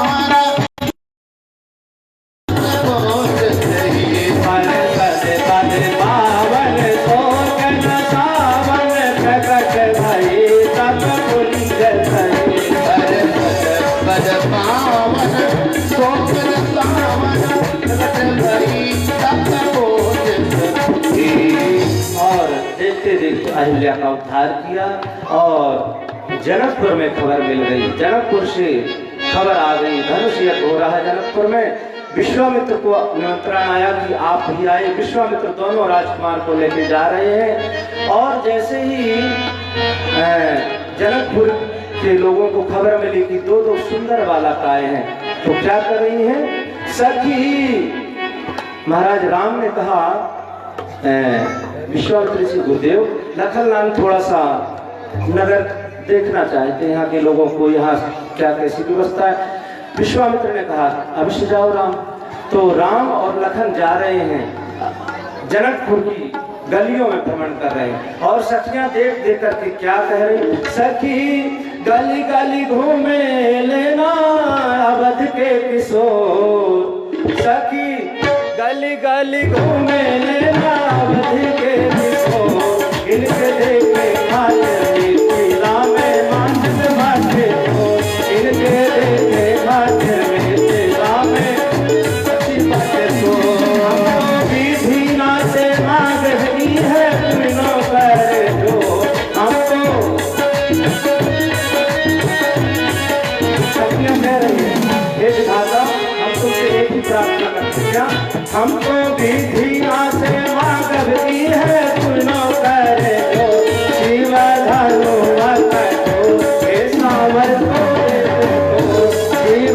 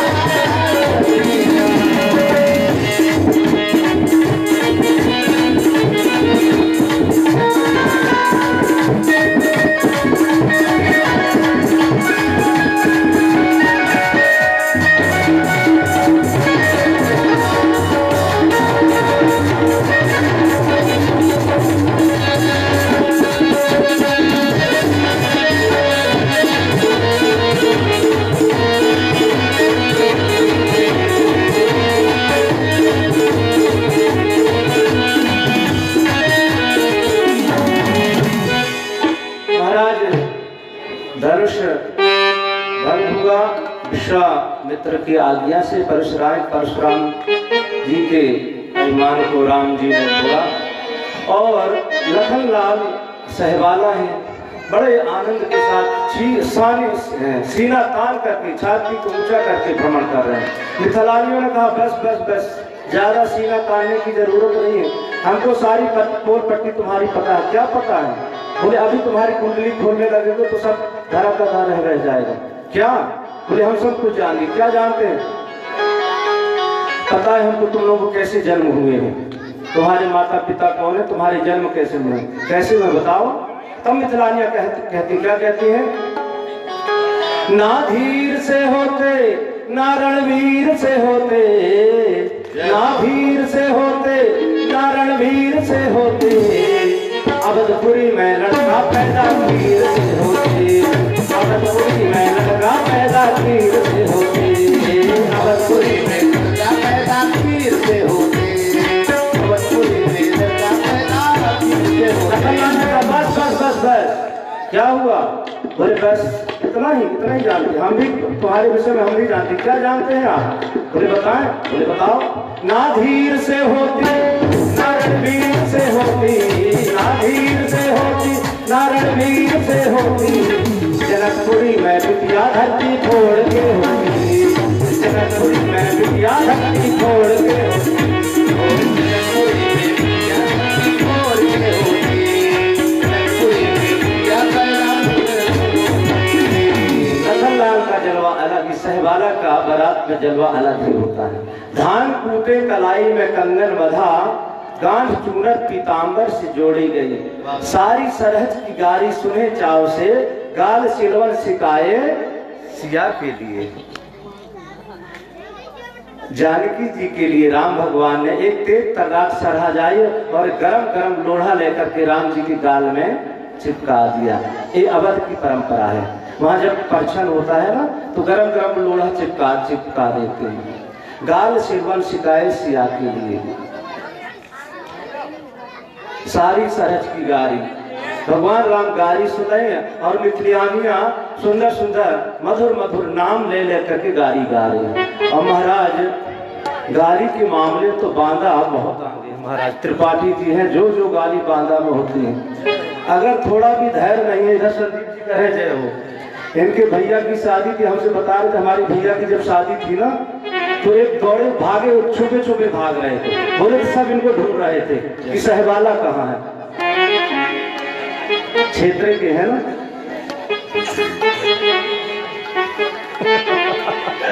संदीप जी कह रहे थे हम छुपे छुपे भाग रहे थे कि हमको कहीं ऐसी ऐसी गाली दे रहे थे कि लोग मंडप से भाग जा रहे थे। और दूसरे की बात क्या करें महाराज, इनके यहाँ की गाली बांदा की गाली, जो गाली, जैसे अर्ची चर्चा राय उसे पंडित बरबार आए, जैसे उले के ऐसे पंडित के तो का राम रमैया काटे, तो का काली मैया काटे, तो का काटे करिवानान खवैया सारा मारी न गया, तो का काटे करिवानान।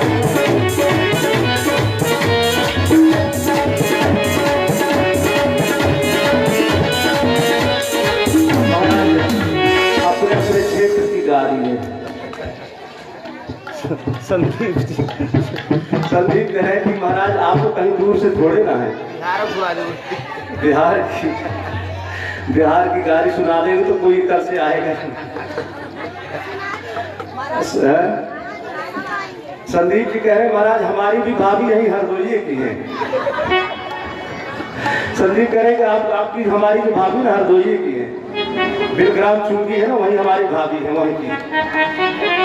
और जब हमारे भैया की बारात आई थी मंडप में, इतना जो गाड़ी दे रही थी हरदोई वाले महाराज, हम तो कई बाराती हमारे यहाँ भाग गए थे, परंतु हम तो एकदम कान बंद करके बैठ गए, हम जाएंगे नहीं। हम जो गाड़ी दे रही थी, कैसे दुल्हा के मोह जैसे फैजाबादी बंदा हो, दुल्हा के मोह जैसे फैजाबादी बंदा हो, आप उनकर मांग कर जैसा हीरो होगा हो, आप उनकर मांग बाते हीरोई होगा हो, चेरी खावाई मांगे बुलेट मोटर साइकिल हो,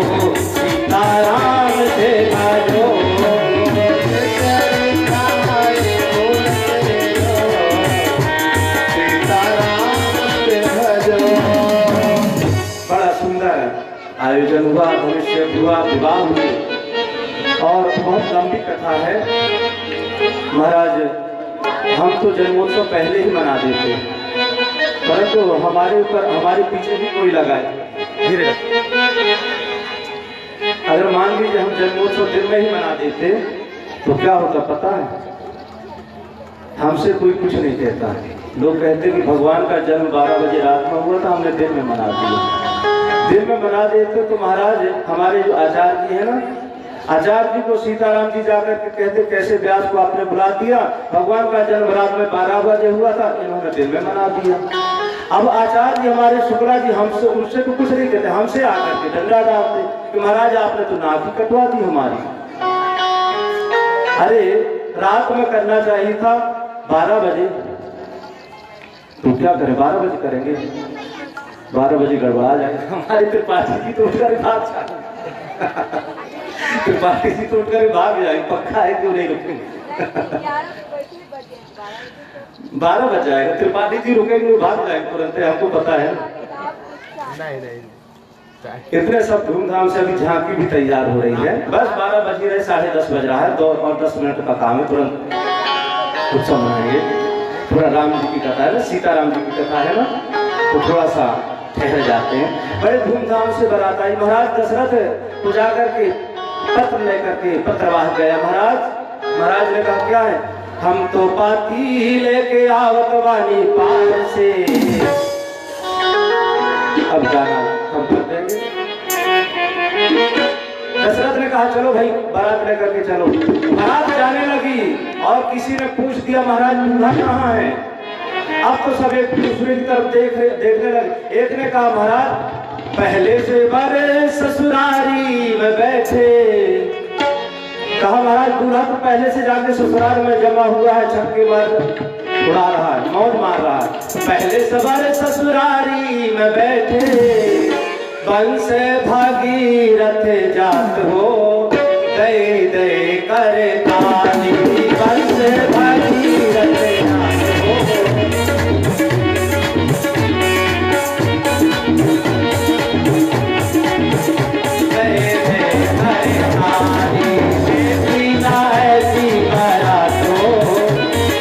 रघुवर तुम्हारी जैसे रघुवर तुम्हारी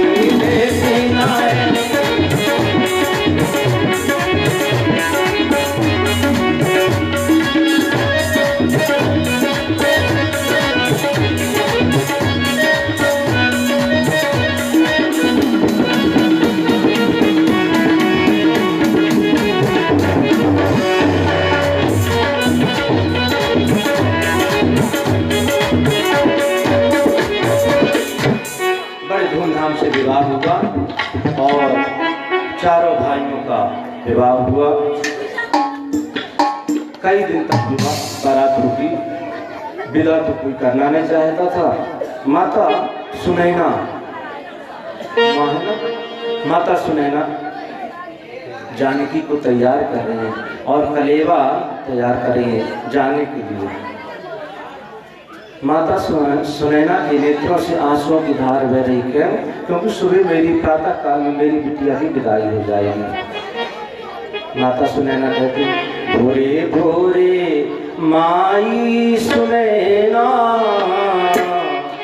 भोरे भोरे माई सुनैना, सिया का जगावे, सिया का जगावे, हो बेटी उठाओ तुम हाथ धो, कलवा आकर ले धोना, बेटी उठाओ तुम हाथ धो, कलवा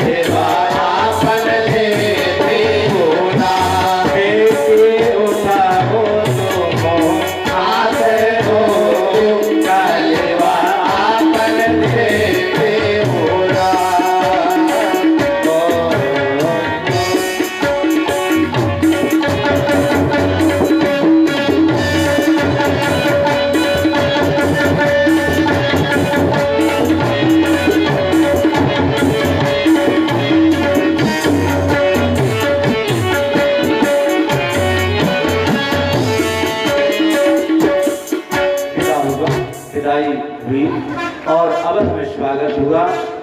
और अब भगवान को यही विराजमान रहने देते हैं जानकी जी के साथ में। अब वनवास के लिए नहीं भेजेंगे, रात्रि का समय है, रात्रि में वनवास नहीं देंगे। और इसके बाद फिर भगवान राम को ही प्रणाम करते बोले राजा रामचंद्र भगवान के जय। सीता राम जी की प्यारी राजधानी लागे, राजधानी लागे, मोहे मीठो मीठो सरयू जी को पानी लागे। सीता राम जी की प्यारी राजधानी लागे, राजधानी लागे, मोहे मीठो मीठो सरयू जी को पानी लागे। सीता राम जी की, सीता राम जी की प्यारी राजधानी लागे, राजधानी लागे, मोहे मीठो मीठो सरयू जी को पानी लागे। मोहे मीठो मीठो सरयू जी पानी लागे। सीता राम जी की प्यारी राजधानी लागे, राजधानी लागे, मोहे मीठो मीठो सरयू जी पानी लागे।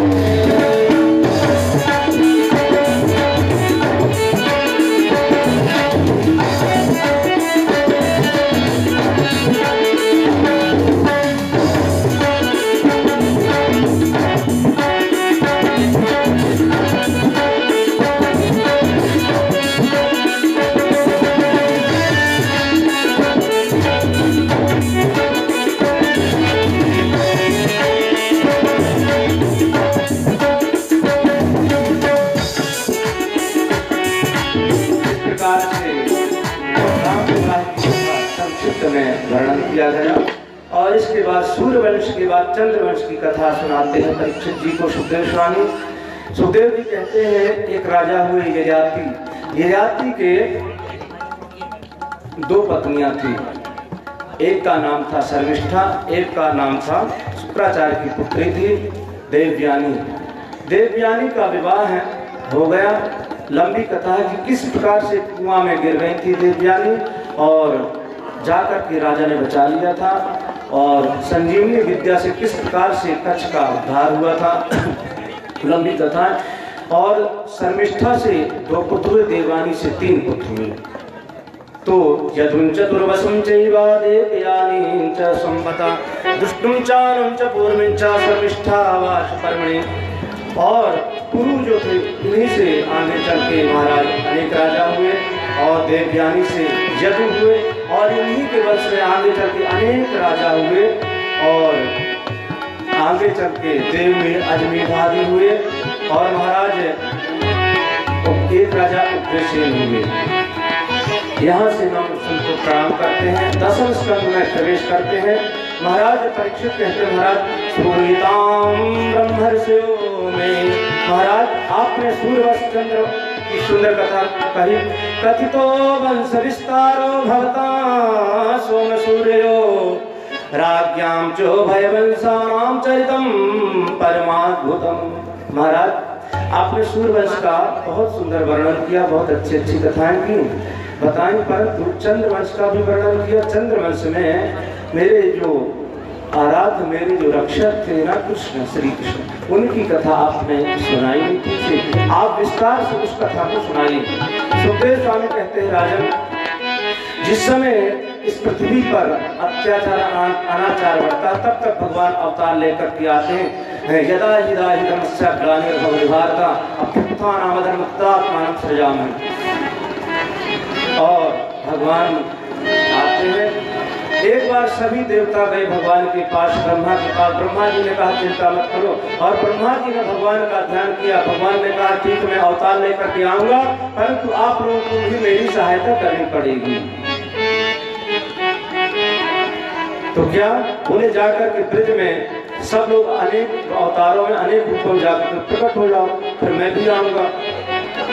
इधर क्या हुआ महाराज, कंस की बहन है देवकी, और कंस ने अपने पिता को कारागृह में डाल दिया। कारागृह में डाल दिया था। इधर क्या हुआ, कंस चिंतित रहता था कि मैं अपनी बहन का विवाह किसके साथ करूं। तो मंत्रियों ने कहा महाराज आप परेशान क्यों, आपके जो मित्र है ना वसुदेव जी, उनके साथ क्यों नहीं विवाह कर देते हैं आप। कंस को याद आ गया, अरे तो मेरे मित्र ही हैं। तो कंस ने अपनी बहन का विवाह, देवकी का विवाह वसुदेव जी के साथ कर दिया और बड़े धूमधाम से विवाह कर दिया। कंस आज स्वयं ही सारथी बन करके रथ हाँक रहा है, डोर ले ली और रथ हाँकने लगा, घोड़ों की लगाम लेकर के चल दिया। देवताओं से रहा नहीं गया, बोले ये तो गड़बड़ हो जाएगी, आज स्वयं अपनी बहन का रथ लेकर के जा। तो क्या हुआ, अस्यास्मात्मामष्टमो गर्भो पथि प्रकरणम तस्यामाभास्याः शरीरवा, पथि प्रकरणम तस्यामाभास्याः शरीरवा अस्यास्मामष्टमो गर्भो हंतायाम भस्येभः। अरे अबुध, अरे मूर्ख, जिसको तू लेके जा रहा है इसकी 8वीं संतान तेरी मृत्यु का कारण बनेगी। जैसे ही कंस ने सुना मेरी मृत्यु का कारण, तुरंत खड्ग निकाल दिया और देवकी को रथ से केस पकड़ करके नीचे ले आया, मारने की तैयार। वसुदेव ने देखा,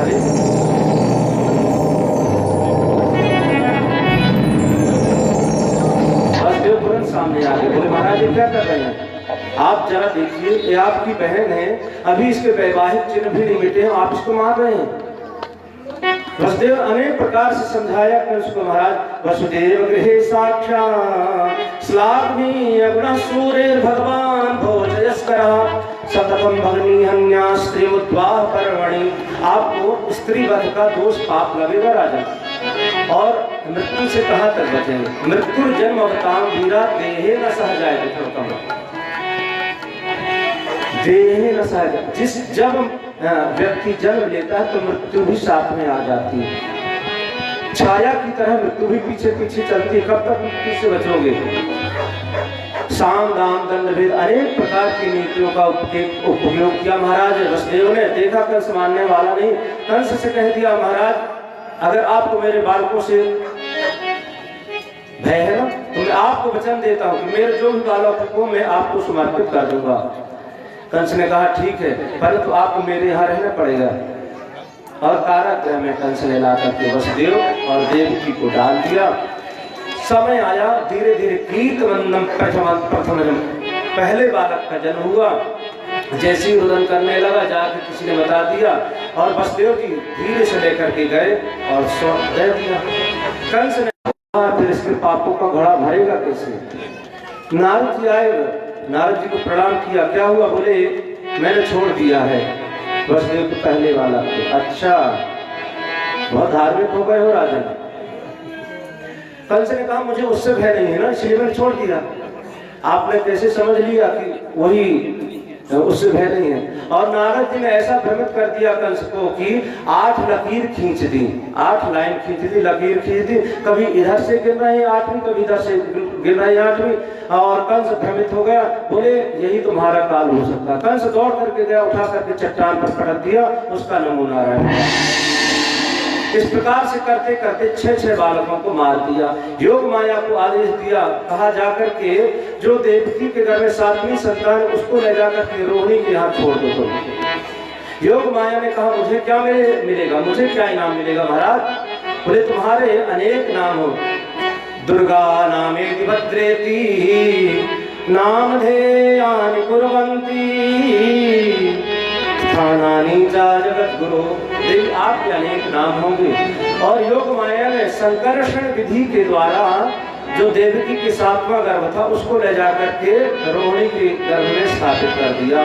कंस को ये पता चला कि 7वां गर्भ नष्ट हो गया देवकी का। भगवान ने कहा और योग माया को कहा, आदेश दिया कि तुम जाकर के देवकी के माँ यशोदा के यहाँ जाकर के तुम जन्म लेना, और फिर हम देवकी के यहाँ जन्म लेकर के आएंगे। और धीरे धीरे धीरे धीरे समय आया, भाद्रपद महीना, अष्टमी तिथि है। सादेव की सर्व जगन निवासा निवास भूत्राम वितराम नलेजे। सादेव की सर्व जगन निवासा, जगन निवास पास भगवान नारायण चतुर्व्यूहाकार में चतुर्भुज रूप में प्रकट हुए। देवकी के सामने देवकी ने प्रार्थना की, बोले महाराज तम अद्भुतम बालकमंबुजे क्षणम। बड़ा अद्भुत बालक था। क्या अद्भुत था? बोले चार भुजाएं थी और पीतांबर धारण किया था, कमल के समान उसके नेत्र थे। ये अद्भुतता थी। भगवान ने कहा माँ आपने हमको बुलाया, हम आ गए। बोले क्या मार दे कंस को? माता देवकी ने कहा मैं क्यों कहूँ मारने के लिए कंस को? क्या आप कंस मेरे लिए कंस के लिए थोड़ा है भाई? कंस के कारण है तो मुझे आपके दर्शन हुए, मैं क्यों उसको मारने के लिए आपको कहूँ? वो आपका काम है। तो बोले आपको बालक बनना पड़ेगा। तमद्भुतम बालकमंबुजे क्षणम। अद्भुत बालक हुआ। माता देवकी ने कहा आप अपने चतुर्भुज रूप को त्याग दीजिए। भगवान ने चतुर्भुज रूप धारण जो किया था, भगवान ने कहा देखिए माँ कंस हमारे भाई लोगों को मार देते हैं और मैं अब बिल्कुल विलंब नहीं करूंगा, जैसी वो आएंगे मैं मार दूंगा ना। आपको बालक बनना पड़ेगा। अगर मैं बालक बन जाऊं तो मेरी रक्षा का काम आपको करना है। मेरी रक्षा कैसे हो ये आपके जिम्मे है। क्या करना होगा? बोले जाकर के मुझे यहाँ से ले जाकर के गोकुल में छोड़ देना। गोकुल में माता यशोदा ने कन्या को जन्म दिया है, उसको लेकर के आ जाना। तो वसुदेव जी का देख रहे हैं इतनी मोटी मोटी बेड़ियां हमारे शरीर पर लगी हुई हैं, ये सब खुलेंगी कैसे? बोले इसकी चिंता मत करो। जीव जब मेरा आश्रय लेता है ना तो उसके सारे के सारे बंधन खुल जाते हैं। आप चिंता मत कीजिए। और देखते देखते देवताओं ने आकर की स्तुति की। भगवान गर्भ में आ गए, माता देवकी के गर्भ में आ गए। देवताओं ने स्तुति की, स्वागतम कृष्णा स्वागतम कृष्णा। और स्वागत करके देवता लोग वहां से प्रस्थान कर गए। और इसके बाद समय आया भाद्रपद महीना और कृष्ण पक्ष अष्टमी तिथि, रोहिणी नक्षत्र, बुधवार। अथ सर्वगुणोपेता कालः परम शोभनः। परम शोभन काल आ गया। भवो वायु स्पर्शा पुण्यगंधा वह सुजी। मंद मंद वायु चलने लगी और जगर रंग सागर और मंद मंद बारिश होने लगी। धीरे धीरे मेघ छा गए, काले काले मेघ आकर के छा गए। भगवान के स्वागत में मानो चंद्रमा बार बार मेघों से निकल के आते हैं, चंद्रमा दर्शन करने के लिए। और सादेव की सर्व जगन निवास भूताम नितराम नरे। और देखते देखते देखते छोटा सा बालक का जन्म। बोली बाल कृष्ण लाल की जय हो। बालक ने रोना प्रारंभ कर दिया और जैसे बालक ने रोना प्रारंभ कर दिया और जैसे रोना प्रारंभ किया तो जो द्वारपाल थे सारे के सारे द्वारपाल सो गए और बेड़ियां खुल गई महाराज वसुदेव जी की। एक सूप पड़ा था वहीं पर। क्या बात है। बाल कृष्ण लाल की जय हो, कन्हैया लाल की जय हो। नंद घरा नंद भयो जय कन्हैया लाल की। नंद घरा नंद भयो जय कन्हैया लाल की। नंद घरा नंद भयो जय कन्हैया लाल की। जय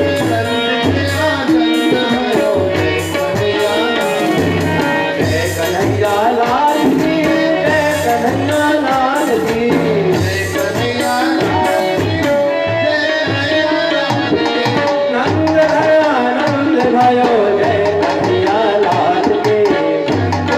नंद भयो